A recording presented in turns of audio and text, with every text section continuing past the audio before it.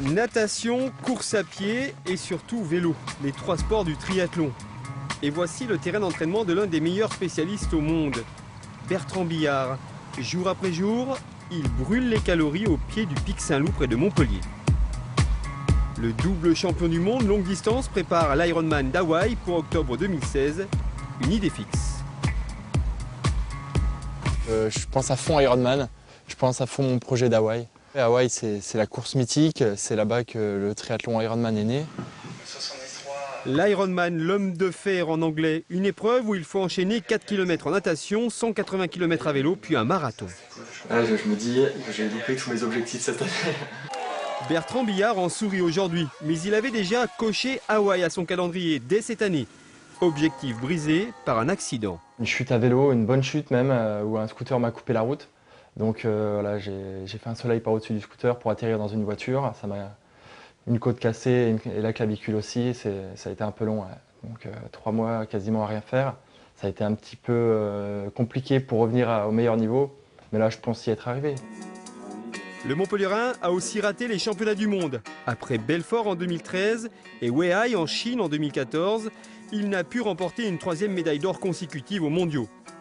Pas grave, depuis l'accident, il a repris le vélo à très haute dose. Des fois, on est un peu comme des cyclistes pros quand on fait du longue distance, quand on fait des gros entraînements vélo. Des fois, c'est 20 heures par semaine.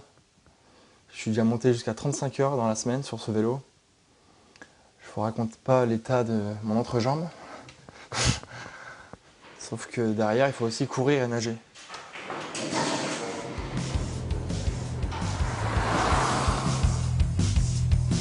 S'entraîner jusqu'à 35 heures par semaine, cela paraît fou. Mais avec son gros moteur, la forme est vite revenue. Fin août, l'Héraultais a terminé 2e de l'Ironman de Vichy, avec une bonne perf à la clé.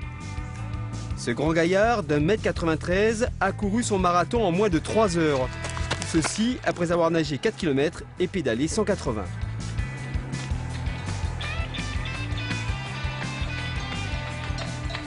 Il y a un plaisir immense à l'arrivée.